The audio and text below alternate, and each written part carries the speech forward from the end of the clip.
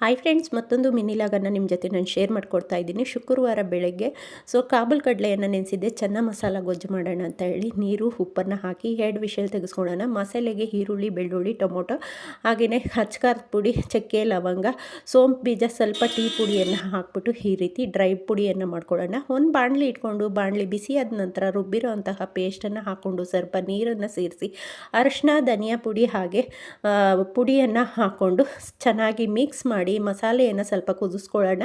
ಮಸಾಲೆಗೆ ಎಷ್ಟು ಬೇಕೋ ಅಷ್ಟೇ ಉಪ್ಪನ್ನು ಹಾಕಿ ಫೈನಲ್ ಟಚ್ಚಲ್ಲಿ ಸ್ವಲ್ಪ ಗರಂ ಮಸಾಲೆ ಹಾಕಿ ಬೆಂದಿರೋ ಅಂತಹ ಕಾಳನ್ನು ಹಾಕಿ ಕುದಿಸ್ಕೊಂಡ್ರೆ ಗೊಜ್ಜು ರೆಡಿ ಆಗುತ್ತೆ.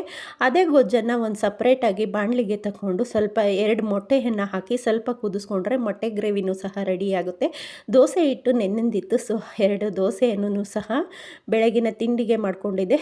ಓಕೆ ಫ್ರೆಂಡ್ಸ್, ಇವತ್ತಿನ ಈ ವಿಡಿಯೋ ಈ ರೀತಿ ಇತ್ತು. ನನ್ನ ತಿಂಡಿ